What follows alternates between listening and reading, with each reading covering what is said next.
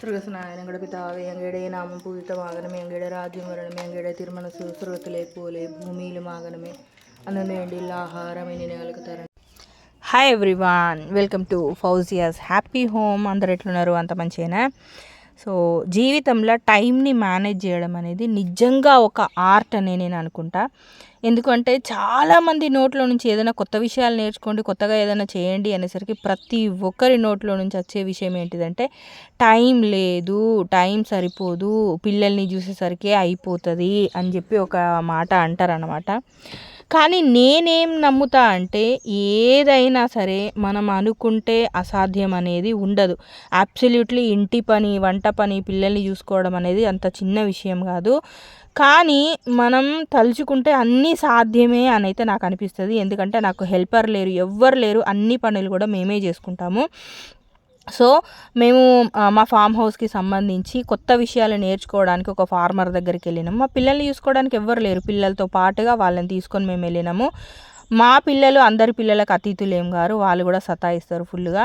So అన్నీ చూసుకొని మేము బయలుదేరేసరికి అక్కడ నుంచి 9 అయ్యింది. సో 9ంటికి మేము బయలుదేరినాము. అండ్ మేము క్లాసెస్ వింటున్నంతసేపు మా పిల్లలు మొబైల్లో సౌండ్ తక్కువైందని, నాకు ఇష్టమైన కార్టూన్ విడతలేడు పెద్దోడు అని రకరకాలుగా సతాయించారు. అయినా సరే సక్సెస్ఫుల్గా మేము క్లాస్ అంతా కూడా అటెండ్ చేసి మేము ఇంటికి వచ్చేసరికి పొద్దున్న 8ంటికి అట్లా బయలుదేరితే మేము ఇంటికి వచ్చేసరికి 11 అయ్యింది.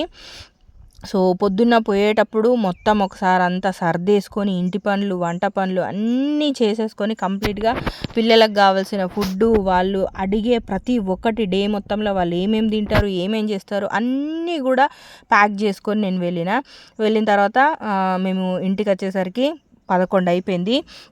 ఇక 11ంటికి ఇంటికి వచ్చి మళ్ళీ వంటలు చేసుడు అంటే అంత సాధ్యమయ్యే పని కాదు. అండ్ కంప్లీట్లీ టయర్డ్ అయిపోయినామని చెప్పేసి బయట నుంచే ఫుడ్ ఆర్డర్ చేసుకొని ప్యాక్ చేసుకొని తీసుకొచ్చినాం అనమాట. ఇంటికి వచ్చేసరికి ఫుల్గా అలసిపోయినాము. అండ్ ఆ తర్వాత మళ్ళీ స్నానం చేసి ఫ్రెష్ అప్ అయిపోయి మేము తిని పిల్లలకు తినబెట్టి వాళ్ళని పడుకోబెట్టి అంతా కంప్లీట్ అయ్యేసరికి రాత్రి 12 అయ్యింది.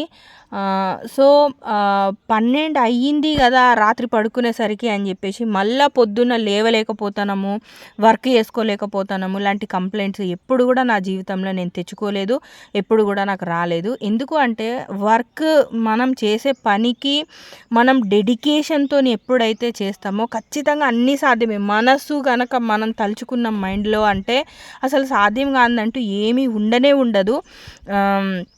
అది మేనేజ్ చేయడం అనేది మనం నేర్చుకుంటే సరిపోతుంది. సో మేము వెళ్ళింది ఫార్మ్కి కాబట్టి అక్కడ మొత్తం అంతా మట్టితోటి మొత్తం నిండిపోయింది మా కారు. సో కారు ఇట్లాగా మొత్తం డర్టీ అయిపోయి ఉంటే అసలు జోమన్ సార్ సహించలేరు అనమాట. ఆయనతో కానే కాదు, బండి ఎప్పుడు కూడా నీట్గా ఉండాలి.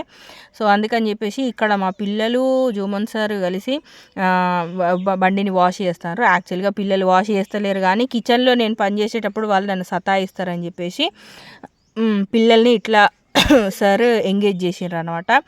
ఇక పొద్దున్న లేచి మామూలుగా యాజ్ యూజువల్గా బ్రేక్ఫాస్ట్ అన్నీ కూడా నేను ఇక్కడ ప్రిపేర్ చేసుకున్నా. అండ్ ఏ పని కూడా నిజం చెప్తాను, ఏ పని కూడా మనము ఈ పని చేస్తున్నాం కదా అని చెప్పేసి ఆ పని నెగ్లెక్ట్ చేసుడు, ఆ పని చేస్తున్నామని ఈ పని నెగ్లెక్ట్ చేసుడు అట్లాంటిది అసలు ఉండదు. మనం తలుచుకున్నాము అంటే ప్రతీది కూడా మనం చేయొచ్చు, అన్నీ కూడా సాధ్యమే. అండ్ చాలామంది కంప్లైంట్ ఏంటిదంటే ఇంట్లో మా పిల్లల్ని చూసుకోవడానికి ఎవ్వరు లేరు, సో లేరు కాబట్టి మాకు ఏం చేసుడు అనేది పాసిబుల్ అయితే లేదు అట్లా అని అంటారు. మీరు ఇక్కడ కనుక చూస్తే మా పిల్లల్ని కూడా చూసుకోవడానికి ఎవ్వరూ లేరు. నిజం చెప్పాలంటే జోయల్ బాబు అయితే పుట్టిన 2వ నెల నుంచి నేను యాజ్ యూజువల్గా అన్ని పనులు కూడా చేసిన. 2 నెలలు కూడా కాదు, నెల రోజులు సిజేరియన్ అయింది కాబట్టి నెల రోజులు రెస్ట్ తీసుకున్నా. అంటే యాజ్ యూజువల్గా షాప్కి వెళ్ళడం, కూర్చోవడం అన్నీ కూడా నేను చేసిన. అండ్ జోయల్ బాబు పుట్టినప్పుడు మా అత్తమ్మ వాళ్ళు కూడా ఉండే మాకు. అయినా సరే నేను ఎప్పుడు కూడా పిల్లలను ఒకరి దగ్గర వదిలేసుడు, ఒకరి భరోసాల పిల్లల్ని వదిలేసి వెళ్ళిపోవడం లాంటి పంచాయతీలు ఇద్దరు పిల్లలకు కూడా నేను ఎప్పుడు కూడా పెట్టుకోలేదు. ఎక్కడికి వెళ్ళినా కూడా పిల్లల్ని మాతో పాటు తీసుకుపోయి మేము చేసే పనిలో వాళ్ళని కూడా ఇన్వాల్వ్ చేసి వాళ్ళని పక్కనే దగ్గరనే పెట్టుకొని చేస్తాం. కానీ అంటే వీళ్ళని ఒకరు చూసుకోవడానికి ఒకరు ఉండాలి, లేకపోతే ఎవరైనా ఉన్నారంటే వాళ్ళ దగ్గర వదిలేసి మనం వెళ్ళిపోదాం, ఇట్లాంటివి అసలు నేను ఎప్పటి నుంచి కూడా చేయలేదు. ఈ విషయాలన్నీ కూడా నేను ఈరోజు చెప్పుడు కాదు, 6 ఏళ్ళ క్రితం నుంచి నేను యూట్యూబ్లోకి వచ్చినప్పటి నుంచి ఈ విషయం నేను చెప్తాను. అండ్ లైవ్గా పిల్లల్ని నాతో పాటు పెట్టుకుంటూ నేను చేసిన పనులు అన్నీ కూడా ప్రతి ఒక్కటి నేను యూట్యూబ్లో పెట్టినా. మీరు ఒక్కసారి స్క్రోల్ చేసి స్టార్టింగ్ నుంచి చూసిండ్రంటే తెలుస్తుంది. సో ఏది కూడా అసాధ్యం కాదు, అన్నీ కూడా పాసిబుల్ అవుతాయి. సో నిజంగా మేము ఫార్మర్ దగ్గరికి వెళ్ళి నేర్చుకున్న విషయాలు అయితే చాలా అంటే చాలా బ్లెస్డ్ డే అనిపించింది నాకైతే. చాలా కొత్త విషయాలు నేర్చుకున్నాము.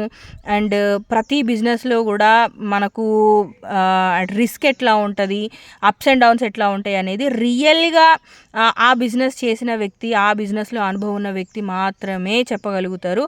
సో అట్లాగా ఆ వ్యక్తి దగ్గర నుంచి చాలా అంటే చాలా ఇన్ఫర్మేషన్ అయితే మేము తీసుకున్నాము. అండ్ నేను నమ్మే విషయం ఏంటిది అంటే పిల్లలకు ఖచ్చితంగా టైం ఇవ్వాలి అని నేను అనుకున్నా. అంటే ఇది మా ఇద్దరి మనసులో ఉన్న విషయము. నిజంగా మా కెరియర్ డెవలప్మెంట్ కూడా పిల్లల మీద ఆధారపడే జరిగింది.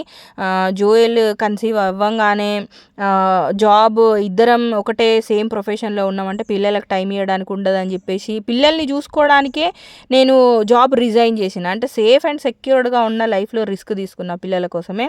సో దాని బేస్ మీదనే ఇవాళకి కూడా లైఫ్లో రిస్క్ తీసుకోవడానికి కారణం అయితే పిల్లలే. ఏంటిదంటే మేము ఉద్యోగాలల్లో ఫిక్స్ అయిపోయినామంటే పిల్లలకు టైం ఇవ్వడానికి ఉండదు. కాబట్టి సొంతగానే కష్టపడాలి, పిల్లలకు ప్రాపర్గా టైం ఇవ్వాలి అని చెప్పి మేము ఇవన్నీ కూడా రిస్క్ తీసుకోవడం జరిగింది.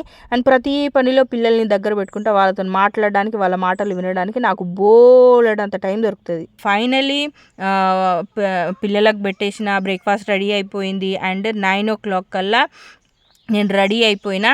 అండ్ స్టాక్ మార్కెట్ 9 o'clock కల్లా ప్రీ ఓపెన్ అయిపోతుంది. సో ప్రీ ఓపెన్ అయిపోయిన తర్వాత యూట్యూబ్లో నేను లైవ్గా ట్రేడ్ చేస్తా ప్రతిరోజు. సో దానికోసం అని చెప్పేసి నేను రెడీ అయిపోయినా. యాజ్ యూజువల్గా అన్నీ జరిగిపోయినాయి. So everything is possible. మీరు మేనేజ్ చేయడం నేర్చుకోవాలి.